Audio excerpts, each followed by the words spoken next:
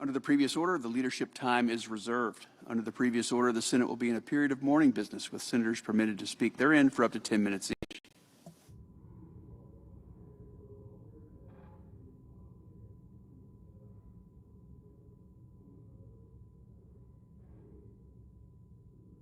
Senator from Iowa.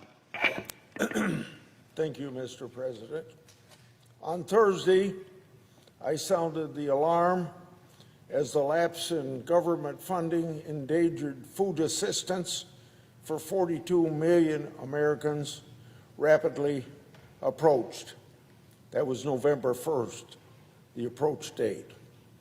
I called on Senator Schumer to end the partisanship and vote for a clean extension of government funding. 45 Democrats have opposed clean extension of funding 13 times. Republicans have voted for it 13 times.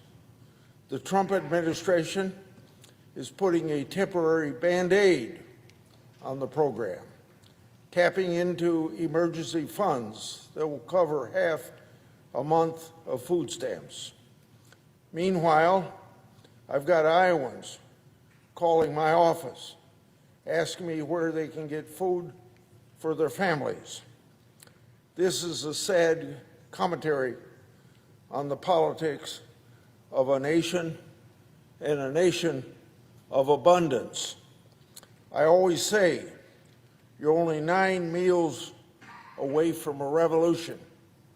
Just think, if you're a family, you got children, 3 days without any food, what action you might take if you can't properly feed them.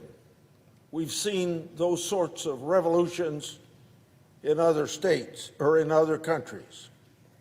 So let's feed the American people with the bipartisan cooperation they deserve, and the bipartisan cooperation that has always been a part of the food stamp program.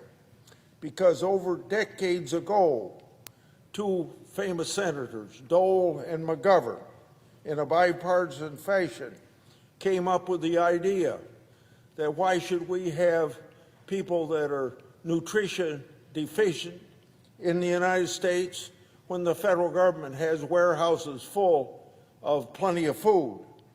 So that's the basis for the food stamp program. We should continue that bipartisan cooperation. I hope the Democrats will wake up and give families a permanent solution to the government programs they rely on. Now, Mr. President, if I may continue, I want to speak about a couple judges that'll be before us this week. We'll be voting on a pair of highly qualified circuit court nominations.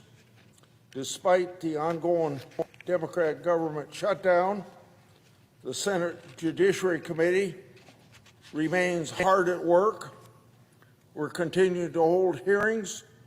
We're continuing to advance strong judicial nominees like the 2 that I'm about to alert my colleagues to. The first is Joshua Dunlap for the U.S. Court of Appeals for the First Circuit.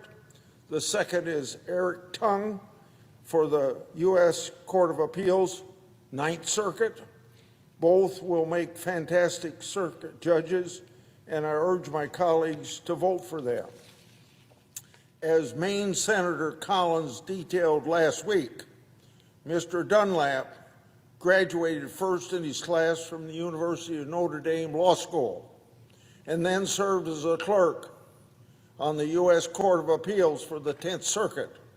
Since then, he's earned a stellar reputation as an appellate litigator throughout his decade-and-a-half tenure in the private practice of law. Mr. Dunlap noted during his confirmation hearing that, quote, Mainers, meaning residents of the state of Maine, I'll start that quote over again, Mainers are famously independent, end of quote. I'm confident that we can expect no less from him as a fair and impartial judge. Indeed, Mr. Dunlap's career demonstrates that he is a thoughtful and sharp lawyer committed to the rule of law. In his own words, he believes, quote, the law should be available to all and applied fairly to every litigant, end of quote, including clerks and his law firm, confident that Mr. Dunlap will make an outstanding judge on the First Circuit. I also trust he'll take great pride in serving his state and our nation. President Trump and Senator Collins made an outstanding choice in Mr. Dunlap. Eric Tung is another great selection. He completed his undergraduate degree at Yale and graduated with high honors at the University of Chicago School of Law.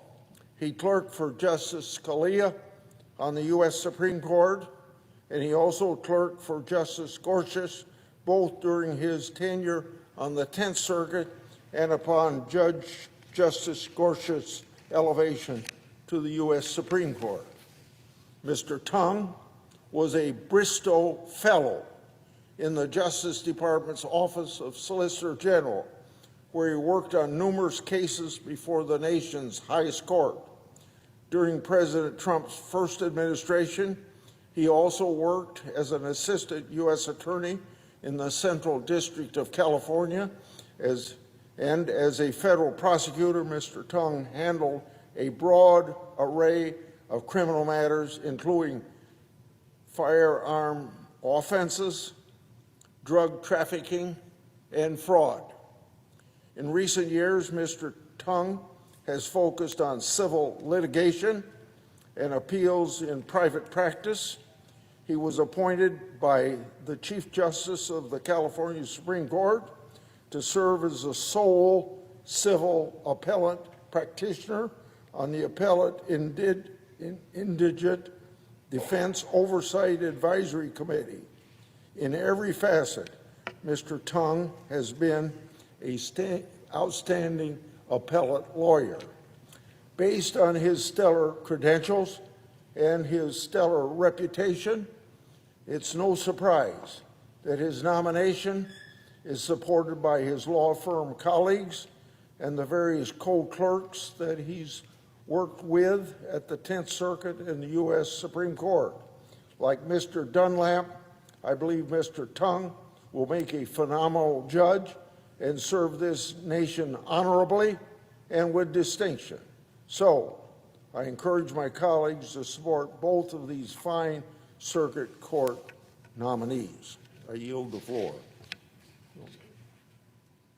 I suggest the absence of a quorum. Without objection. Clerk will call the roll. Ms. Also Brooks.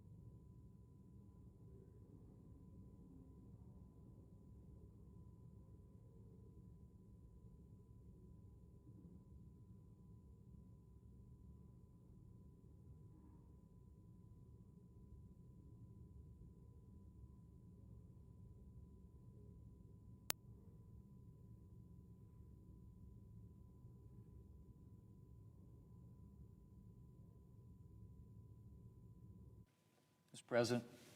Majority Leader. Mr. President, I ask unanimous consent the quorum call be suspended.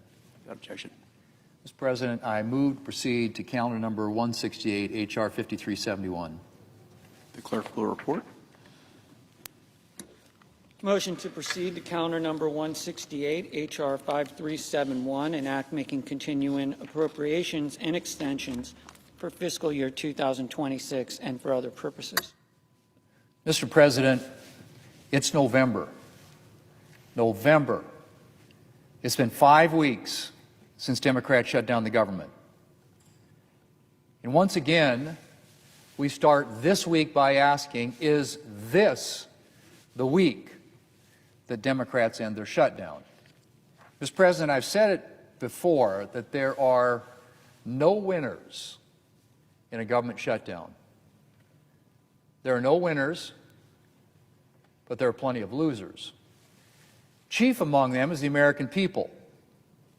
As the senior Democrat in Virginia said just last year, and I quote, "Shutdowns aren't victimless crimes," end quote.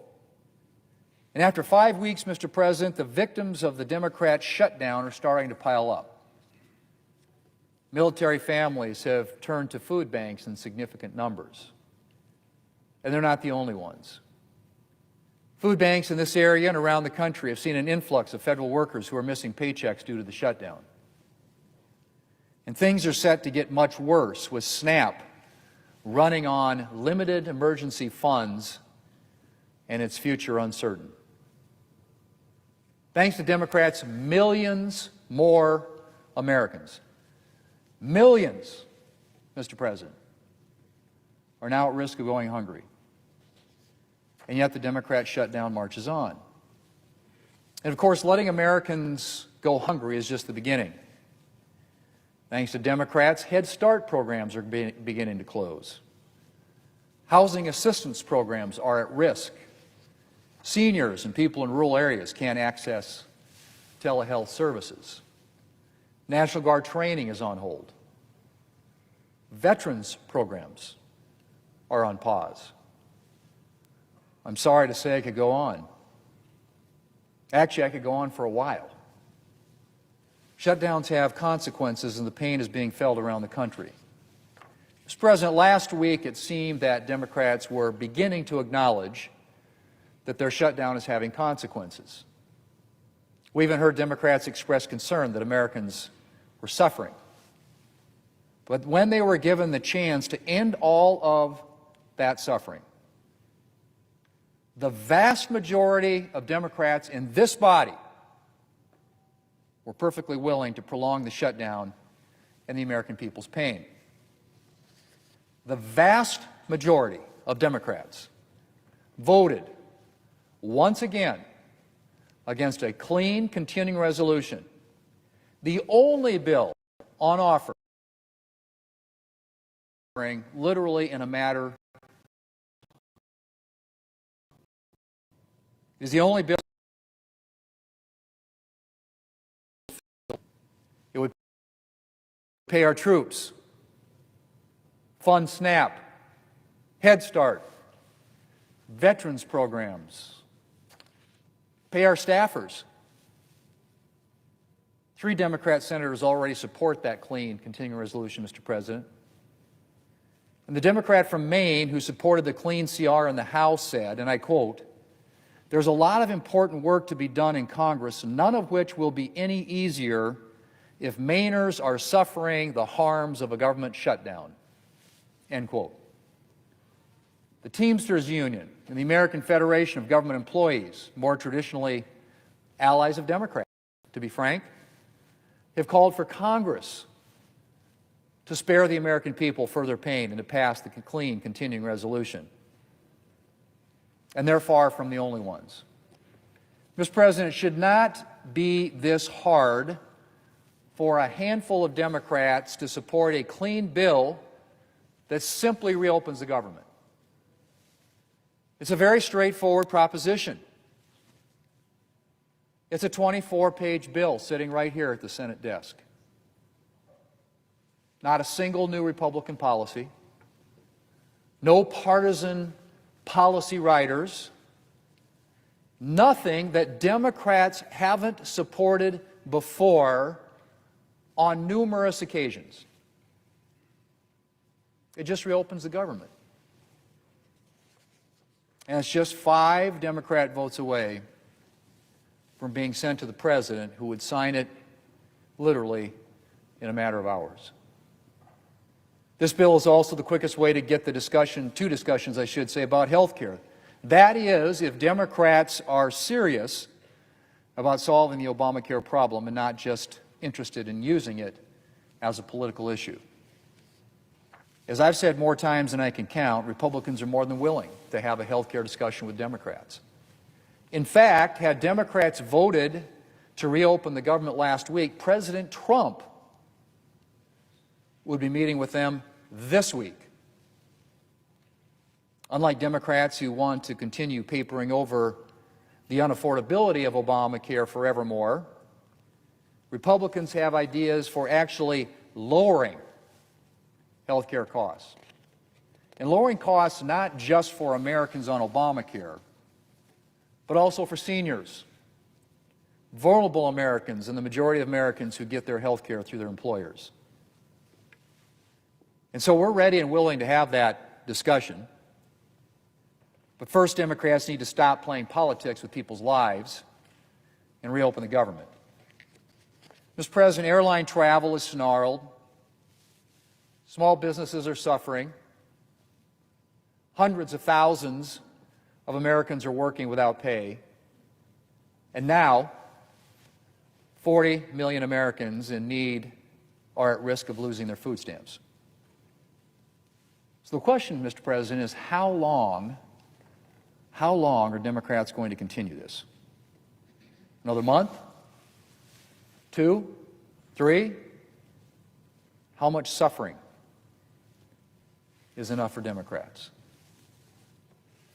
Mr. President, the bill's sitting right there. We voted on it 14 times already. We'll get that opportunity to vote on it a 15th time tomorrow. And for the sake of the American people, let's hope that at least some Democrats can see their way to ending this and ending it soon. Mr. President, I yield the floor.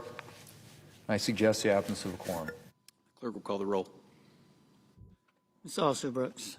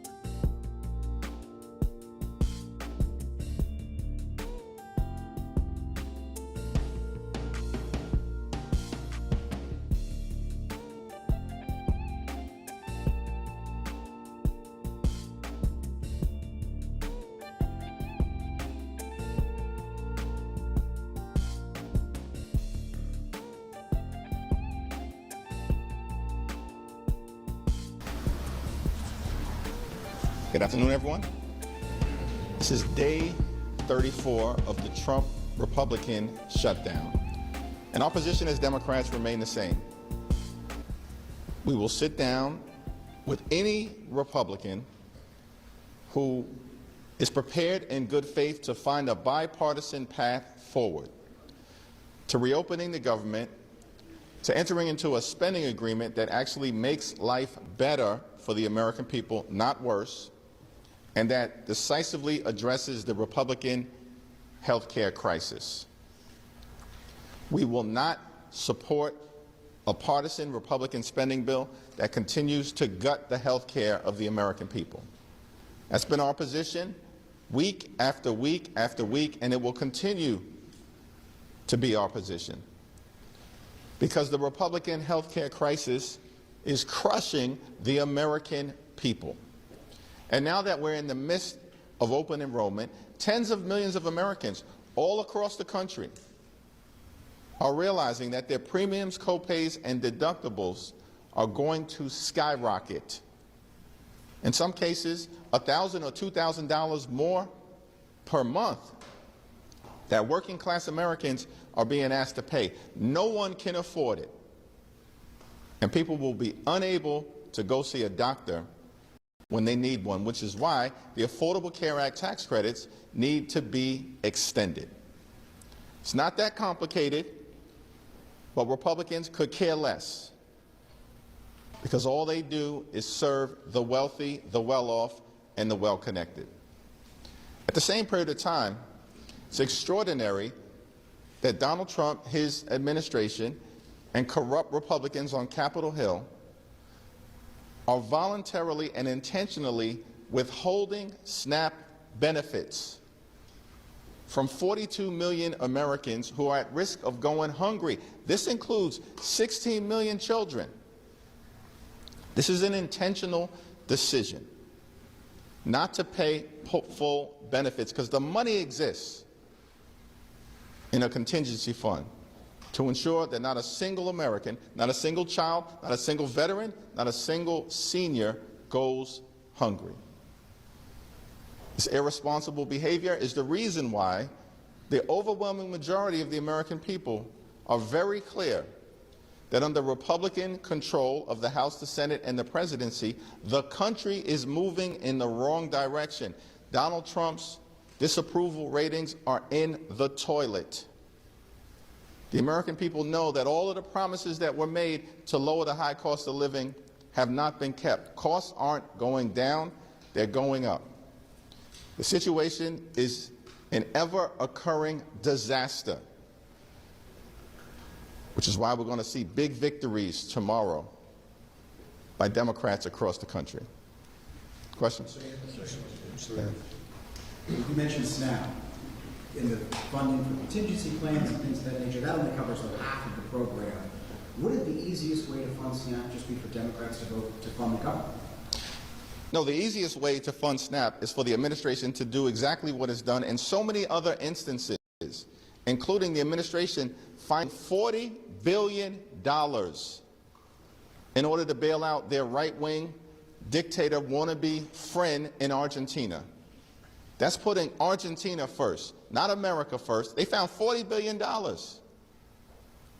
and now want to claim that they can't find a cent in order to make sure that millions of Americans don't go hungry. This is an intentional, vicious choice that Donald Trump and Republicans are making. And not a single American should go hungry. Not a single American. And it's the fault of Republicans that that is happening in this country right now. Thank you. Thank you. Jeffries, what do you say to progressives who are disappointed at your slow embrace of Zoran Mamdani, and yesterday saying you do not believe he's the future of the party?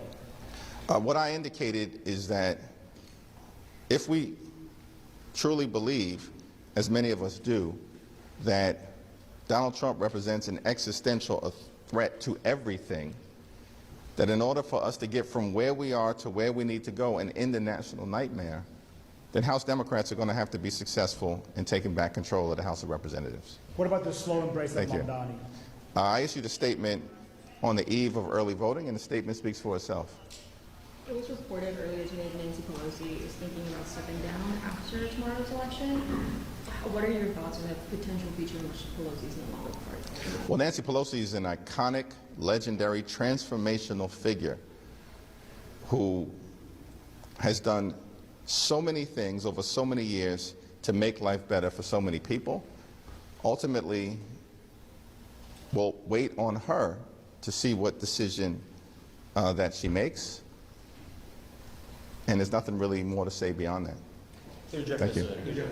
On the other side of the building, we heard last week that the SNAP deadline being today was one of the drivers of behind-the-scenes bipartisan discussions. Now that we know that half of SNAP benefits are going to go out, a little more than 50%, is there still that urgency from both sides, in your view, to try to work out some kind of arrangement? The urgency, as far as I'm concerned, for Democrats, is that we need to reopen the government. We need to find a bipartisan path forward to enacting a spending agreement that actually makes life better for the American people. But we also have to decisively address the Republican health care crisis. In a year where Republicans have enacted the largest cut to Medicaid in American history, almost $1 trillion ripped away from more than 14 million Americans. Hospitals, nursing homes, and community-based health centers are closing all across the country because of Republican policies and what they did in their one big ugly bill. Medicare is confronting a possible $536 billion cut this year if Congress doesn't act by the end of December because of the one big ugly bill.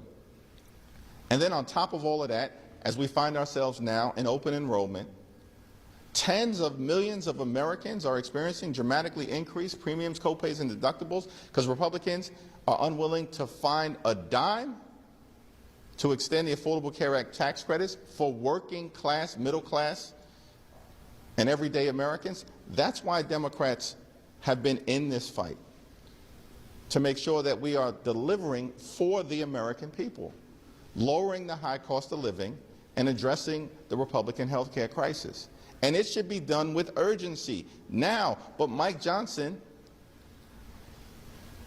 and Republicans on Capitol Hill, who don't work for the American people, they just work for Donald Trump, he's their boss, have canceled votes now for 6 consecutive weeks. They're nowhere to be found. They're missing in action. They're scattered throughout the country and the world. They're on a taxpayer-funded vacation while hard-working federal employees have been furloughed or being forced to work without pay. That's sick. That's a sick thing that Republicans are doing. So as Democrats, we're in this fight. Today we'll be in this fight. Tomorrow we'll continue to be in this fight until we address the issues that need to be addressed for the American people. Mr. Jeffries, I guess on the Epstein files, which still have not been released, on a personal level, how does it feel to work with so many grown adults who have been obstructing the release of these Epstein files and, in effect, protecting pedophiles? Well, the Trump administration and Mike Johnson are running a pedophile protection program. That's what they've been doing. And that's the reason why they refused to swear in Representative-elect Adelita Grijalva. For weeks now. She was elected in late September decisively. And Representative-elect Adelita Grijalva still hasn't been sworn in because she'll become the 218th vote on an up or down piece of legislation that will require the Department of Justice to release the Epstein files. And yet week after week after week have gone by and Representative-elect Adelita Grijalva is unable to serve 800,000 plus people in the state of Arizona, all because of the pedophile protection program being run by Mike Johnson and House Republicans at the direction of their boss, Donald J. Trump. Thank you, Mr. Leader. You referenced the elections tomorrow, and you expressed for weeks that you expect Democrats to win in Virginia, New Jersey, and California. I'm curious if you believe those victories will be a result of you all presenting yourselves as a check on the Trump administration, or do you feel like Democrats have done an effective job kind of articulating the vision of what America will look like when Democrats are in control, not just resisting what the Trump administration has done, but also putting forward the vision to fix healthcare, as you said, put forward comprehensive immigration, all of the policy kind of planks that Americans are looking for government to fix. Have Democrats this year effectively put forward that vision, or is this just all about a referendum on President Trump and his administration? I spent time yesterday in New Jersey, including with the next governor of the state of New Jersey, Mikey Sherrill, who's running on a clear platform of lowering costs and making life more affordable. And that, of course, is what Democrats have been doing all across the country. And as House Democrats, we've made clear that the American people deserve better than the extremism that has been unleashed on them. From day one of this presidency, you deserve better. That's the point that Democrats have been making all across the country. And that we're going to work hard to lower the high cost of living, we're going to work hard to fix our broken health care system, and we're going to work hard to clean up corruption in Congress, in the courts, and in the administration. Because Donald Trump is running the largest pay-to-play scheme in the history of the country in service of his billionaire donors and enriching his family and friends. And because that's the focus of the Trump administration, costs haven't gone down, they've gone up. Electricity bills through the roof. Housing costs, out of control. Child care costs, out of control. Groceries, out of control. And now tens of millions of Americans are about to experience dramatically increased premiums, copays, and deductibles because of the Republican refusal to extend the Affordable Care Act tax credits. Clearly, America's heading in the wrong direction, and there is a better way that Democrats are offering.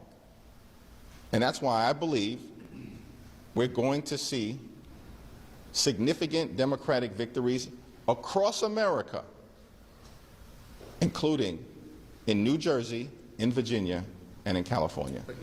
Thank you. Thank you. 2 weeks ago, we saw competing bills from Senators Johnson and Van Hollen over how to pay federal workers essential, non-essential. How do you encourage your Democratic colleagues in the Senate to reconcile those differences between the two bills and move forward, especially if only one of those can move forward and if it's unlikely for the Van Hollen? It's not clear to me what's going to be on the floor of the Senate this week, but what we have said as House Democrats is that we will consider anything bipartisan that emerges from the Senate in good faith, that reopens the government, that is bipartisan in nature, that makes life better for the American people, and of course that decisively addresses the Republican health care crisis that's crushing people all throughout this country. In rural America, working class America, urban America, the heartland of America, small town America, and black and brown communities throughout America. The Republican health care crisis is crushing people. And that's why Democrats continue to stand up for everyday Americans. Right. If Democrats do well tomorrow, how do you think that would change the conversation in regards to the government shutdown? Do you think you could dislodge, you guys unstuck from where you are right now? That's a question that needs to be asked of our Republican colleagues. They've been on the wrong side of Republican sentiment for weeks now. And they could care less. You know why? Because all Republicans care about is the opinion of one man, the puppet master of the Republican Party, Donald J. Trump. They don't care about anything else. How else can you explain the fact that they are weaponizing hunger? How else can one explain the fact that they refuse to extend the Affordable Care Act tax credits, and they're hurting their own constituents? The 5 states most impacted by the failure to extend the Affordable Care Act are all led by Republicans. West Virginia, Wyoming, Alaska, Mississippi, and Tennessee. Republicans could care less. How else can you explain the fact that Republicans have canceled votes now for 6 consecutive weeks, missing in action, taxpayer-funded vacation? running the pedophile protection program while doing nothing to make life better for the American people. It's all because Donald Trump hasn't given them the order to sit down and actually reopen the government and negotiate a bipartisan path forward. What's Donald Trump been doing this weekend? He was on the golf course, spitting in the face of the American people with his inaction and his indifference. A similar question. Johnson insisted this morning that tomorrow could end up being a sea change in this shutdown. Essentially, Democrats would no longer feel as afraid of their voters and thus might be open to moving and going along to reopen the government. Do you see that dynamic at all? And if not, could it be that Democrats actually hold out longer just to not prove it? Whose characterization is that Democrats are afraid of their vote? That is a ridiculous characterization. When we consistently have been on the right side of the American people on all of the things, on the economy, on health care, on nutritional assistance, on the rule of law, on standing up for law-abiding immigrant communities, on defending our history, on the American way of life, and of course on democracy itself. And we're going to see that tomorrow, that we're on the right side of the American people. That's what this fight has been all about. And Republicans are angry, shaken up, confused, perplexed, and dismayed because they thought that their my way or the highway approach to governing was going to prevail. But Democrats in the House and the Senate, and I'm thankful for the leadership of Chuck Schumer and the courage and strength of Senate Democrats, because we're standing up for the health care of the American people, and that matters.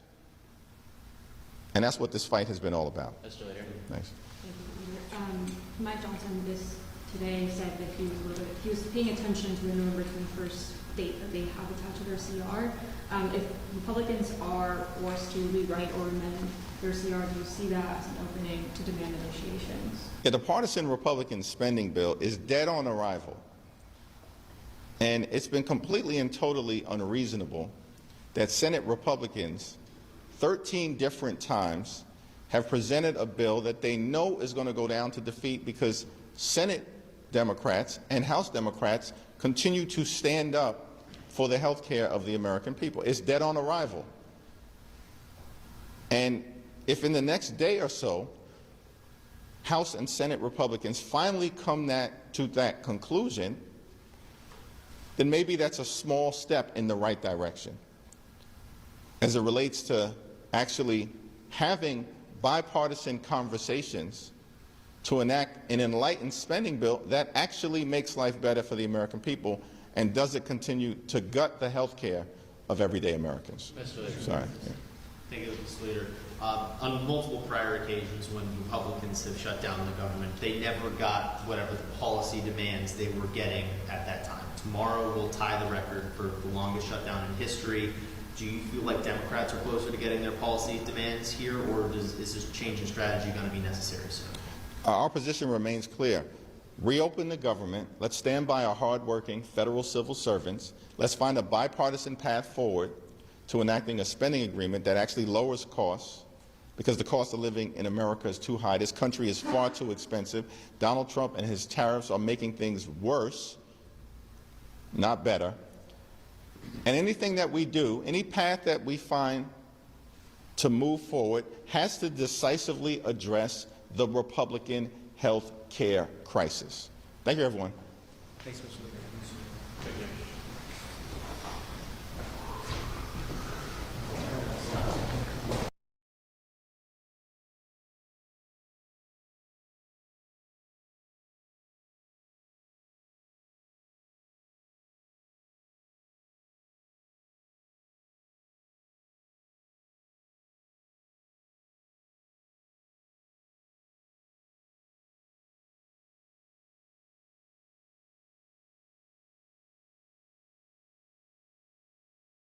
The quorum be dispensed with. Without objection. So, Mr. President, last Friday, the court spoke loudly. They spoke clearly. Donald Trump cannot block SNAP benefits and treat hungry Americans as political pawns. The stories from the weekend were shameful, sickening. People overwhelming food banks, handing out groceries in lieu of Halloween candy, teachers paying out of pocket to give their students extra food. Across America, appalling scenes were seen of people worried they wouldn't be able to feed their families and even themselves. This is appalling, and the courts did the right thing to step in to follow the law. But the Trump administration still refuses to fully comply. A few hours ago, the administration announced that it will provide only partial SNAP benefits to 42 million Americans facing food insecurity, even though the courts affirmed that the USDA has the transfer authority to ensure everyone can receive full benefits. Everyone can get full benefits. The only person standing in the way is Donald Trump. Donald Trump. Even after the courts have spoken, the administration continues to use kids, seniors, disabled Americans, and working parents as political pawns, dangling the threat of hunger over their heads. Providing partial benefits is not enough, is not compliant with the law, and it's particularly cruel of Trump with the Thanksgiving season around the corner. Let me say this: providing partial SNAP benefits is a floor and cannot be a ceiling. Let me repeat: providing partial SNAP benefits is a floor, not a ceiling. The administration must do more, and the courts should do everything they can to force this administration, cruel as it may be, manipulating hungry people as it is doing. The courts must make sure that full benefits are restored. Only Trump is standing in the way. On open enrollment, Mr. President, it was a bitter, stressful weekend for millions of Americans, but you'd never guess it listening to Donald Trump. Let's start with open enrollment, which began Saturday. If you look at the papers this weekend, the phrase that everyone used was sticker shock. Sticker shock. While Donald Trump is bragging about remodeling bathrooms at the White House, Americans are panicking about how they will afford health care next year. I read an article from ABC News that interviewed a photographer from Utah who gets her health care through ACA.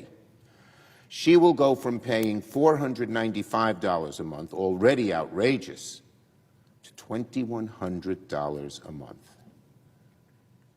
an increase more than 4 times. It's more than a mortgage. And that is Donald Trump's America.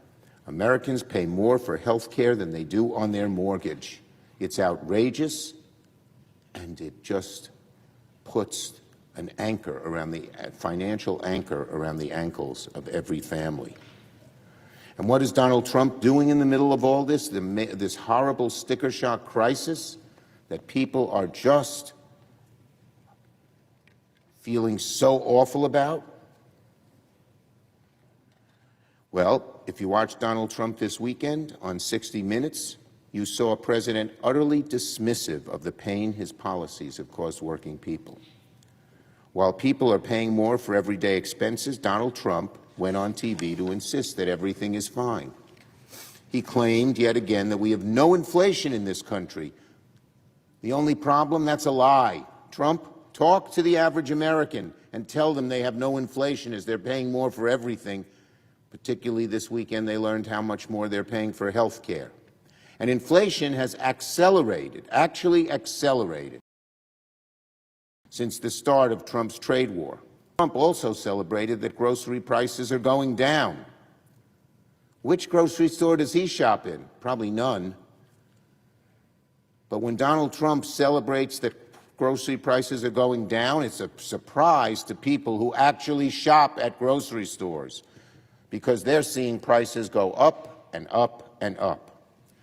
And when Donald Trump was asked what he's doing to end the shutdown, he said his usual nonsense: it's the other side's fault, utterly ridiculous. Donald Trump is the president. People look to him to negotiate, to fix problems. Finally, I will note this. Donald Trump was also asked several times what his plan is for fixing health care. And what was his answer? Pure gibberish, because he doesn't have a plan for health care. The only plan Republicans have for health care seems to be to eliminate it, and then to tell working people to go figure it out on their own. That's not a health care plan. That's cruel. But it's what Republicans have tried to do with health care for decades. We all remember the moment when John McCain rebuked his party to preserve it. Democrats have been very clear from the start. We need to lower people's health care costs. We need to reopen the government. We need to extend the ACA premium credits. That is what a majority of Americans want. Now on Omer Neutra, my late constituent from New York. Today is a bittersweet day of heartbreak and of relief. 2 deeply anguishing years after Hamas brutally murdered Neutra on October 7th. Finally, Omer Neutra's remains have been returned to Israel. Omer was a proud New Yorker, a Long Islander, a constituent of mine. I've met with his family many, many times since October 7th, and I've been so inspired by their courage, their strength, their resolve. Nothing will ever reverse the pain of losing their beloved son. Nothing will erase that pain. But after long last, Omer can now be laid to rest in a proper burial. May his memory be a blessing. Still today, the remains of 8 more hostages murdered by the brutal Hamas remain in captivity, including that of another New Yorker, Itai Chen. We will never stop working until every last hostage is home. I yield the floor.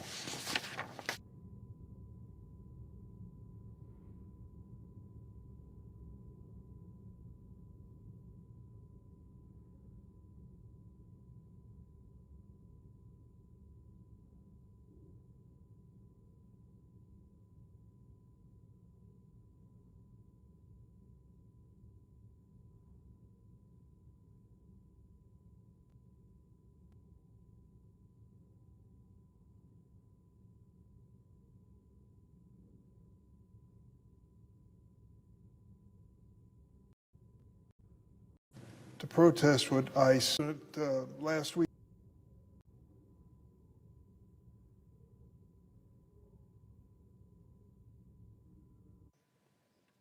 Democratic Whip. Mr. President, last week I came to the floor on Wednesday to tell the story of some high school kids in Chicago.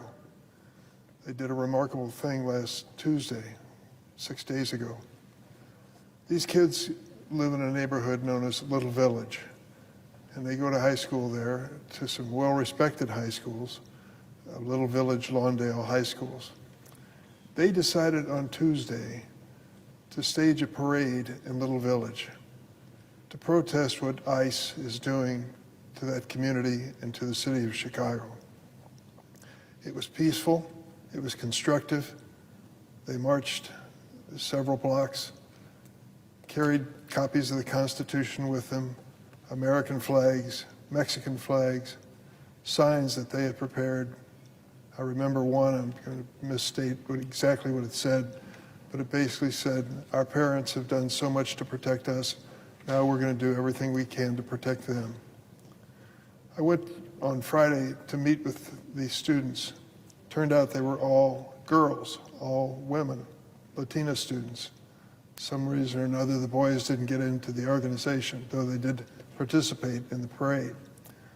These young women, about 15 of them, sat with me in a room and we talked for over an hour about their deepest personal and emotional feelings about what was happening to their families and what they did to stage this parade. Mr. President, I've been to a lot of meetings with a lot of so-called experts on this country and its future. But I learned more in that hour at that high school with those girls, those young women, than in many of those other meetings. They knew exactly what they were doing was dangerous. Their parents had warned them not to stage a parade in the neighborhood in the previous 2 weeks. But they were determined to do something and say something. most of them were in tears as they talked to me about what they felt personally about this experience. One of the leaders said, "I'm an American. I was born here. I love this country, and I want to be part of it. Look what it's doing to our families." And another young woman broke down when she said that right before the parade happened, her father had been detained. She said in tears over and over again, "My father is not a criminal." Her father's been involved for 7 years to try to get his citizenship status cleared up. He's been back and forth in court. He was in the process of doing this when he was detained and has been spirited off somewhere we don't know. I thought of that experience and what those young girls had been through. And I thought about the courage they showed, their love of this country, their determination to be part of it, but their love of their family and their willingness to risk everything for their parents. That's the reality of life in Chicago and many neighborhoods today. When President Trump announced publicly that he was going to send in the military if necessary, but the ICE forces to go through Chicago, he said he was looking for rapists and murderers and terrorists and the criminally insane. He says it over and over again. Well, guess who he's arresting? Guess who they're detaining? They have yet to report one rapist, murderer, terrorist. They're taking people, they're taking the man that sells the tamales on the corner. I'm not kidding. A man who, for 75-year-old man, who sells what they call elote, which are corn cobs that they steam and are very popular in the community. Rapists, murderers, terrorists, criminally insane? No. Some of them are clearly out of status in their citizenship papers. Some are American citizens. Of all the people that they arrested and detained, 70% of them have no criminal record. No criminal record. And yes, and they picked the weekend to do that this last weekend, which is so special to so many American families. I think if I had to pin my wife down on her favorite holiday, it would be Halloween. She loves it. She gets these big bowls of candy, and the kids come from everywhere in our neighborhood in Springfield. And they did just this last Friday. I'm sure many of us had a similar experience. The kids are so excited to get free candy and show off their costumes. And she greets every one of them like they're her grandkids. It's a personal thing. We were worried about this last Halloween weekend in Chicago because of the ICE forces that were roaming the streets. Governor Pritzker asked for a special favor. He asked the ICE agents to take off Halloween night, spare the kids. Don't make them worry about whether they go out for candy, whether somebody's going to be arrested. I joined him in that plea. I thought it was common sense. You know what happened? Kristi Noem, who is the Secretary of DHS, said, by no way, by no means, we're going out if necessary. And they did. The ICE agents went to Evanston, which is a town just north of the city of Chicago, and an incident occurred there which was incredible. The ICE agents were roaming through the town looking for landscape workers. Well, guess what's going on? Those landscape workers are raking leaves, and they're doing their work that they do every year. We count on them to do. And this year, ICE was going to arrest them, and they did. Terrible things happened, too. There's a long story. I ask unanimous consent that this story from the Chicago Tribune be entered into the record at this point. Thank you, Mr. President. When you read this article, you realize what is happening here. These ICE agents, whom Kristi Noem calls her dream team, have completely ignored the Constitution when it comes to due process. They are snatching up people right and left. Who are their targets? The Hispanic population, for sure, or anyone who looks Hispanic, or anyone who lives in a Hispanic neighborhood, or anyone who stands on a street corner with a whistle to try to warn off people that the ICE agents are coming. And certainly those who are in the occupations normally filled by immigrants, like landscape workers. Those are the targets. This is a racist effort. I use that word advisedly. It is a racist effort. It is not about terrorists and murderers and rapists. It's about people with an accent, people who look like they're Hispanic. Well, that's what happened in the city of Evanston. And as their vans, unmarked vans, roamed through the neighborhoods, these masked secret police of the efforts in the immigration agencies were roaming through the neighborhoods looking for anyone who appeared to be Spanish. And that's what they did. I want to read a statement. They pulled over a man, certainly not Spanish. His name is Morgan Krupinski, part of the great Polish population of the city of Chicago. Listen to what he had to say after he watched the ICE agents go through his neighborhood in Skokie. Skokie resident Morgan Krupinski said 2 workers from an American company were detained. The Scottish Plumber is the name of the company, were doing flood control work on his property in the 8300 block of Harding Avenue when federal agents' vehicles came down the residential street. The agents stopped and demanded documents from both workers, who were able to produce evidence that they were in fact U.S. citizens.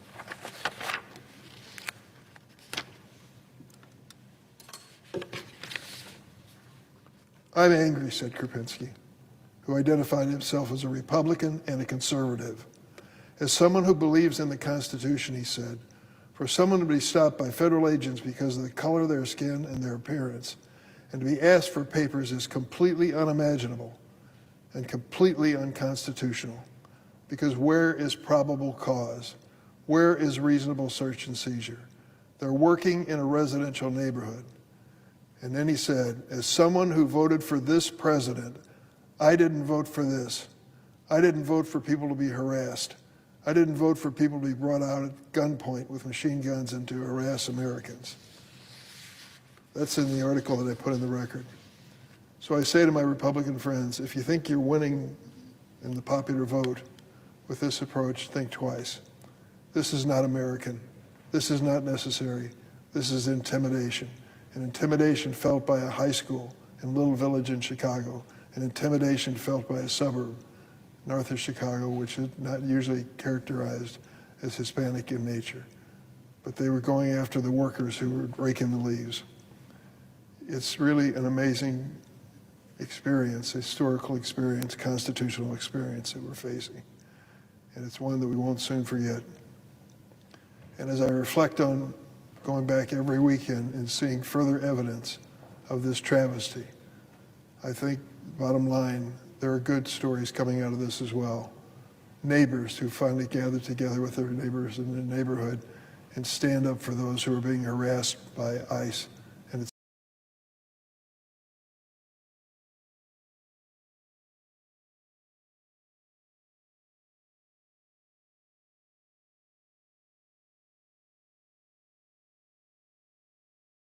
let me tell you my favorite, made in downtown Chicago. The Raskin families owned this deli for many years. Raskin, the grandson of the founder of the delicatessen, is running it today. He's a wonderful young businessman. He's struggling with the impact of the trade war and the impact of increasing costs for the basic products he sells. But you won't find a better pastrami sandwich or corned beef or latke or kreplach soup anywhere in America. Danny's is one of the best. Why do I bring in this advertisement for Danny Raskin? I want to tell you why. Manny's Deli, located right by the University of Illinois at Chicago, has been a legend in the community for 8 decades. If you walk into Manny's, you'll see a microcosm of the city of Chicago. People from everywhere, every kind of background, joined together over a fondness for his hearty portions and delicious sandwiches. Manny's has been a staple of this community, and today they announced they will provide free meals for those on SNAP. Free meals. Why has Manny's found it necessary to feed those on SNAP? Because President Trump became the first president in history to deliberately disrupt the processing of November SNAP benefits, jeopardizing 42 million Americans' food security. Although the Department of Agriculture was told by 2 federal courts that they had the authority to fully fund SNAP, today they announced they'll only pay half of November benefits. That is going to cause a real hardship to the millions of Americans who count on what used to be known as the food stamp program. Thankfully, Manny's Delicatessen in Chicago is willing to do what the Trump administration is not, working to make sure that nobody in their city goes hungry. They're going to offer a sandwich, a potato pancake, and some dessert to these people who come in with SNAP cards. I'm grateful to the great staff at Manny's and their owner, Danny Raskin, for their generosity as SNAP payments are cut under President Trump. And Manny's isn't the only restaurant in the city of Chicago helping those on SNAP. It's one among many stepping up across Chicago to make sure that Illinoisans don't go hungry. Taza Italian Ristorante, Wooden Paddle, and one of the better pizza places, Lou Malnati's, other restaurants as well, are offering SNAP recipients free or discounted lunch during the month of November. I'm grateful for their assistance as Chicagoans face the reality of President Trump's cruel SNAP cuts. And I hope we here in Washington will learn from the kindness demonstrated by these restaurants and that they will work as hard as they do to feed and keep America safe. Let me just add in closing, there's another man involved in this story, and I want to mention his name. It's Wayne Gordon. Wayne Gordon was a minister of Lawndale Christian Church for over 40 years. He graduated from Wheaton College, went into the ministry after he had coached basketball at Farragut High School, and started the church in the Lawndale section, a poor, largely black section of Chicago. But he and his wife moved there 40 years ago and still live there to this day. They started Lawndale Christian. He is an evangelical minister who prays for me every day, thank goodness, and I try to return the favor. But I'm sure he was the mentor that Danny Raskin mentioned as his inspiration for providing this food. Hats off to Coach Wayne Gordon and Danny Raskin for this amazing display of caring at a time when it's needed more than ever. Let me close by saying this, Mr. President. We can solve this problem in the Senate, and we can do it this week. There is no excuse. The President is back from his trip overseas. The House can be called into session and return, and they should be, sooner rather than later.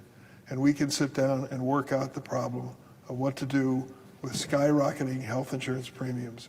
Let me tell you what I've been told by the Illinois Department of Insurance.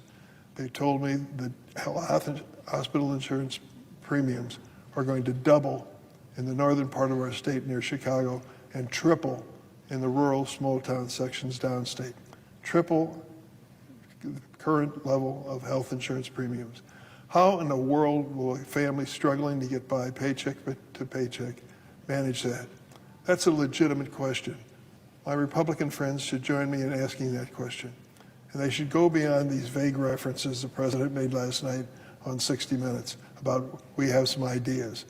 I've heard that for years now, and we don't know what those ideas are.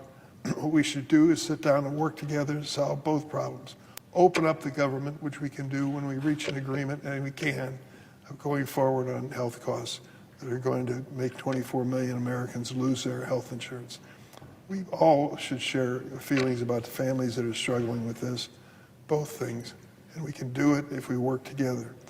Drop the fanfare, close the door, find a table, invite the President and the leaders, Republican and Democrat, get it done this week. We can do it. I believe we can if we have the will to do it. I hope some people will step up on the other side of the aisle and join in this bipartisan effort. It's the only way to end this government shutdown. I yield the floor.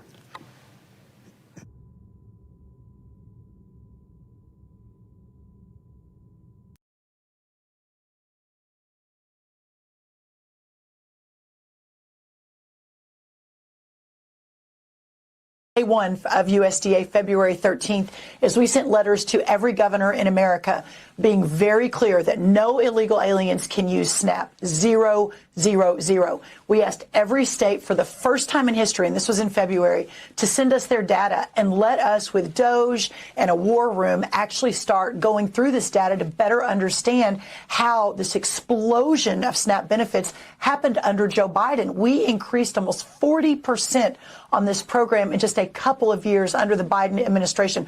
Of course, we know they were trying to buy the election, but that's a conversation for another time. And since we have asked for that data, 29 states have complied. complied. Of course, almost all the red states, a couple of the couple blue states too. But in that data, and I haven't talked about this yet publicly, in that data we've studied about $100 billion in spend. We have found thousands and thousands of illegal use of the EBT card. We have been moving people off of SNAP. 700,000 people, I think, we've moved off just since the president took office. We've arrested about 118 people. So this has been ongoing. But Rachel, to your point, what this conversation has allowed is a national spotlight on a broken and corrupt program. We found one guy in 6 different states getting a benefit. We found about 5,000 people that are dead who are still getting benefits. Like, it is time to drastically reform this program so that we can make sure that those who are truly needy, truly vulnerable, are getting what they need, and the rest of the corruption goes away and we can serve the American taxpayer. If you're launching a new business or have been successfully running one for years, finding the best insurance coverage for your commercial vehicle is crucial. Whether your business is landscaping, cleaning, construction, plumbing, home improvement, or food trucks,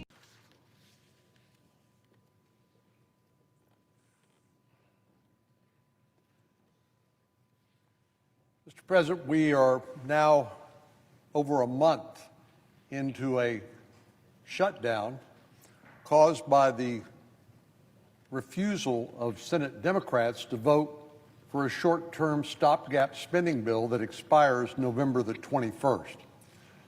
So much time has passed that we're now only 3 weeks out from that new deadline, even if they were to vote to pass this short-term funding bill that's passed the House of Representatives. This cannot be explained by logic or reason.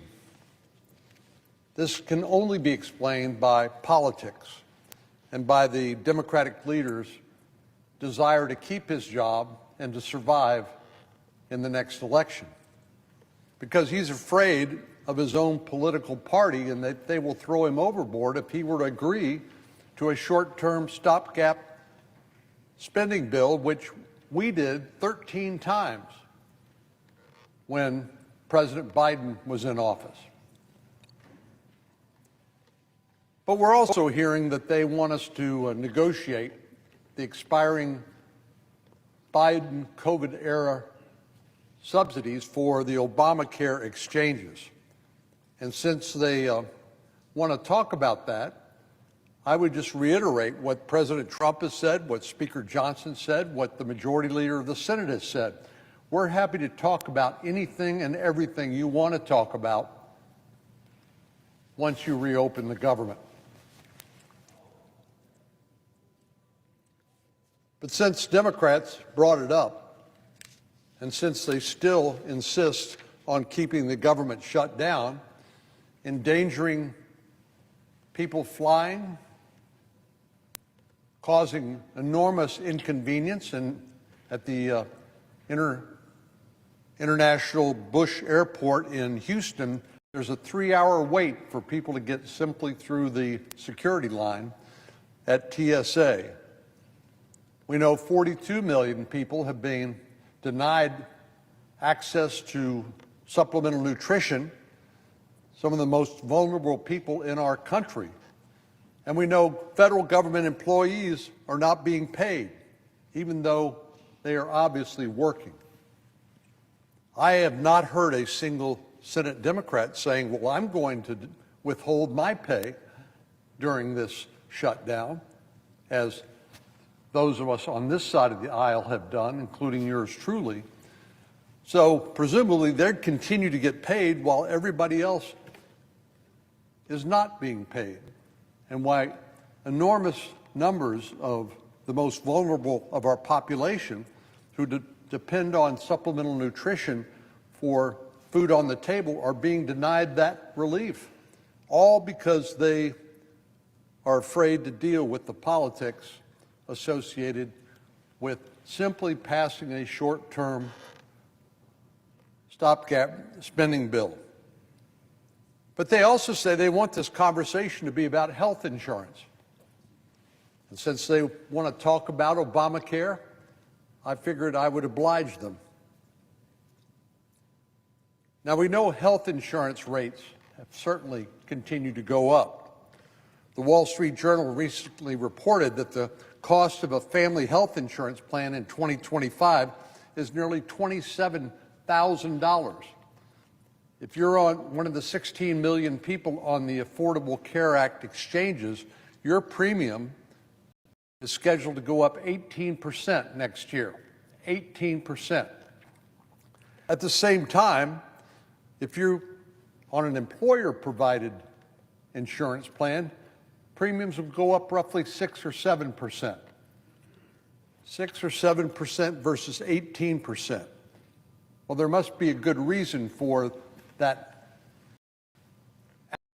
astronomical figure for the Obamacare plans, and I plan on mentioning a few reasons why that is so.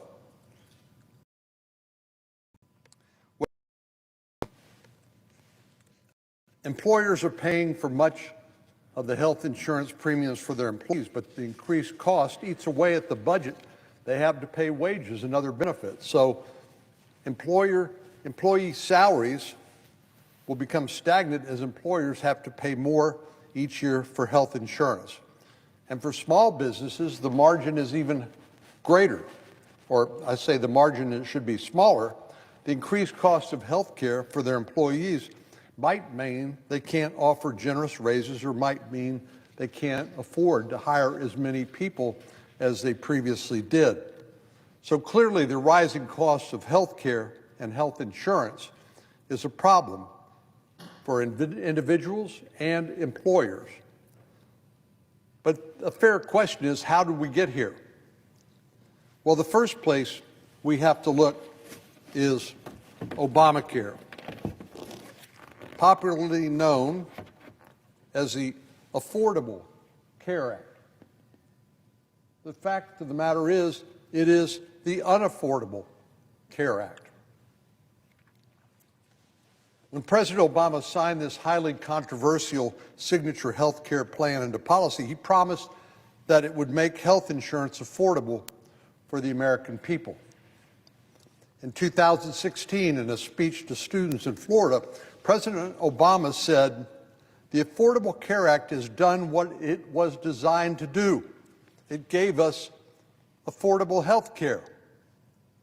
Now, 15 years later, this claim has aged like spoiled milk. Since 2013, the year before Obamacare took effect, the average Obamacare enrollee faced a premium increase of 221%. That's since 2013 until today, 221% increase in the premium. This mind-boggling number is only for those who receive health coverage through the Affordable Care Act, which is, of course, as I indicate, a misnomer for the ages.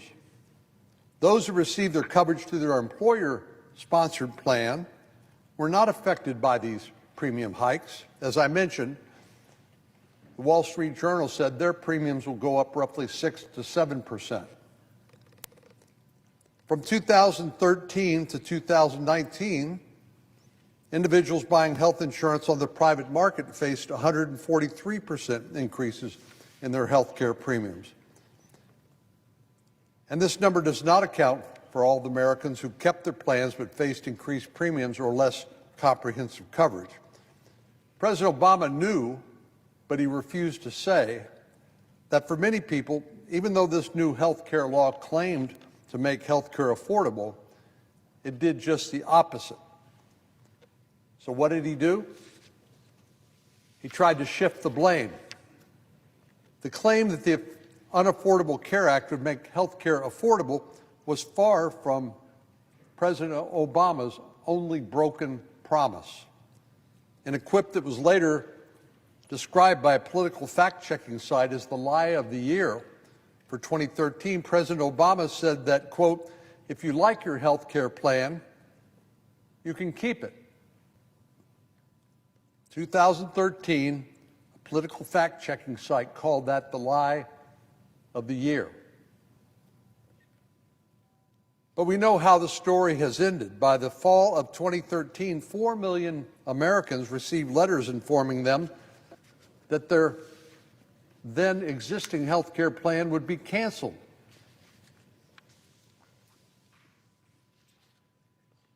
In the same 2016 speech, he said, "Now some people may say, well, I've seen my co-pays go up or my networks have changed, but these are decisions that are made by your employers. It's not because of Obamacare. They're not determined by the Affordable Care Act." Now, that was a complete and utter abdication of responsibility for the disruption that Obamacare caused. And while it may be true that they were not directly determined by the Affordable Care Act, it is because of the Affordable Care Act that people lost their coverage, and thus they could not keep the coverage they had if they wanted it. Obamacare did not make health care affordable. It created a tangled web of regulations alongside of taxpayer-funded subsidies that ultimately only led to higher costs for taxpayers and those receiving care. The only party that stood to gain the benefit from the Obamacare chaos was the health insurance companies themselves. They've enjoyed a windfall as a result of Obamacare. By now, insurance companies have figured out how to use this muddled mess, that is the Democrats' health care system, to lobby for government subsidies, including the continuation of the expiring COVID-19 era subsidies that the Biden administration imposed.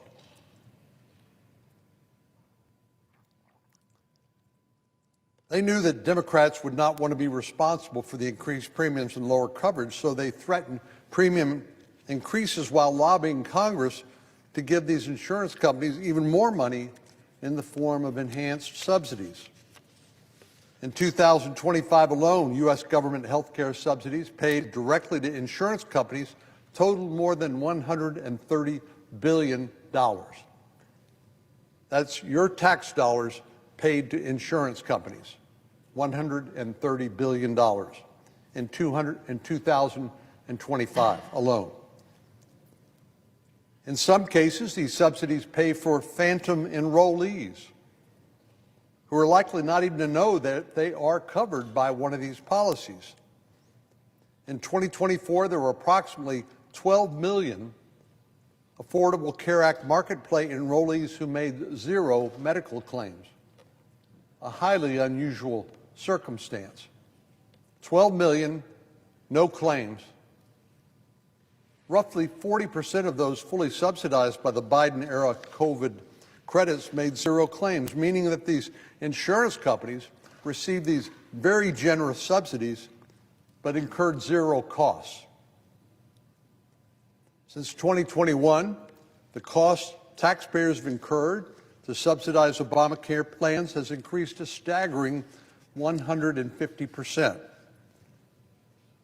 And many of the ones on these policies are far from the most vulnerable in our population. In 2021, when the Democrats lifted the cap on these subsidies, removing the income eligibility limit,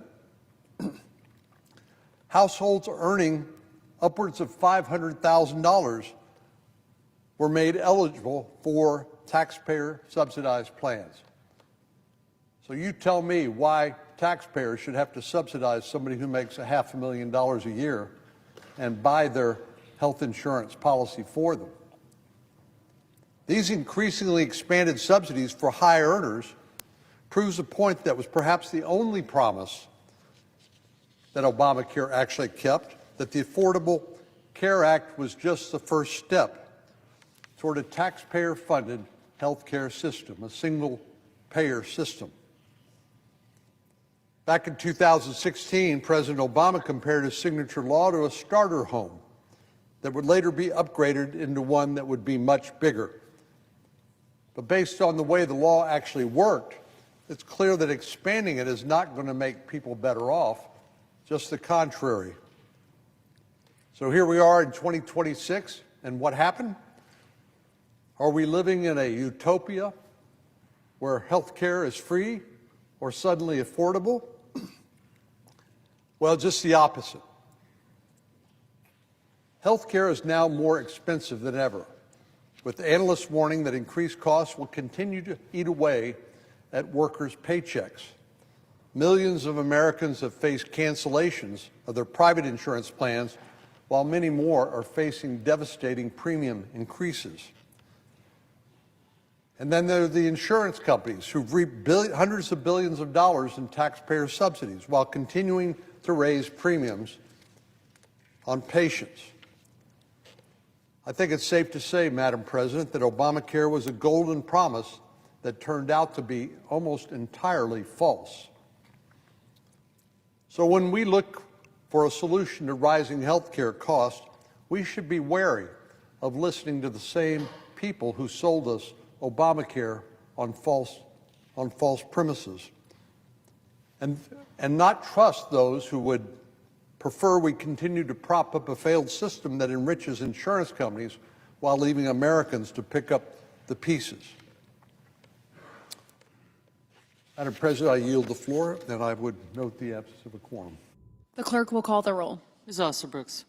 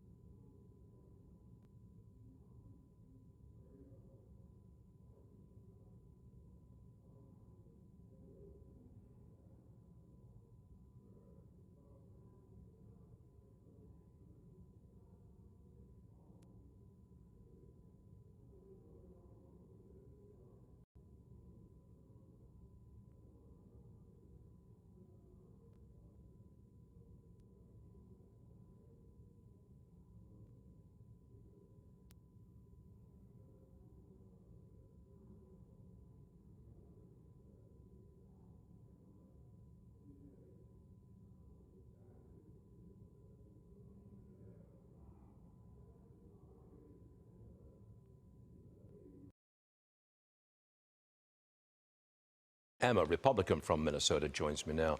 Sir, were you surprised to hear that 42 million people are on food stamps? Where did that come from? Good morning, Stuart. I was surprised. I knew it was large. It exploded under the Biden administration, as Secretary Rollins has pointed out. But let's be clear. These SNAP benefits, formerly known as food stamps, are food assistance intended for those in need, the most in need, who are American citizens. Stuart, taxpayer-funded benefits should only be going to American citizens. And God bless Secretary Rollins and Donald J. Trump for being direct with all of these governors and all the states trying to get to the bottom of this. The program is going to be severely reformed, and all that means to me is it's going to go to people who actually deserve the benefits and are American citizens that are the most in need. So the Democrats are pushing to keep these food stamp benefits for illegal aliens. That can't be popular politically, can it? Well, it's insane. It defies common sense. It's kind of like the soon-to-be former minority leader in the House, who you had a clip from earlier, suggesting that the fact that he and his colleagues all voted to shut the government down back on September 19th. They voted against giving SNAP benefits to even American citizens back then, that somehow they're not responsible for it right now. Well, the reality is only American citizens should be getting these benefits. And by the way, illegals, 77 million people voted for Donald Trump. And one of the main things he ran on was sealing the southern border and removing all the people who are not here legally. Got it. Scott Bessent, the Treasury Secretary, he says he's optimistic about the upcoming Supreme Court ruling on President Trump's tariffs. Here's what he had to say. I'm quite optimistic, and Shannon, what I can tell you is that because of what the Chinese did on October 8th, threatening to put export controls on any rare earth products that they produce that had 0.01% of rare earths produced in China, that they were going to try to control those, and the president was able to push back using his IEEPA powers. If that's not use of an emergency power, at an emergency time, I don't know what is. Congressman, he's optimistic that this passes and we keep the tariffs. But let's turn that around. What happens to our trade deals and the economy if the Supreme Court disallows tariffs? President Trump says the economy goes to hell. What do you think? Well, I think Donald Trump will figure out how to do this. He's the master negotiator. He's been doing all the right things, pulling all the right levers, pushing all the right buttons. Just look at his recent trip to Asia. He got the Chinese to enter into a deal where the soybean farmers in Minnesota are now going to have access to a market that they desperately need. And he's got President Xi to end all the controls that he put on all the way back to last March. So President Trump is the one who has handled this from day one. He's going to make sure that America and Americans, Stuart, come first. Congressman Tom Emmer, thank you very much for joining us, sir. Always a pleasure. We'll see you again real soon.